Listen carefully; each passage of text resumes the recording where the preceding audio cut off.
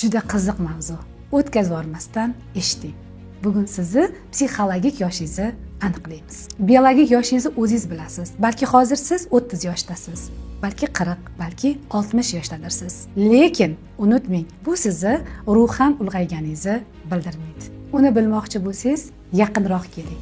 Ma'lumotdan hatto hayratga tushishingiz mumkin. Agar siz doim maqtov kutsangiz, tanqidga chiday olmasangiz, birov sizni yoqtirmasa, darrov xafa bo'lib qolsangiz, demak siz 4-5 yoshlar atrofidasiz. Agar siz mas'uliyatdan qochsangiz, boshlagan ishingizni oxiriga yetkaza olmasangiz, katta bo'lishni hech ham istamasangiz, demak siz 9-10 yoshlar atrofidasiz.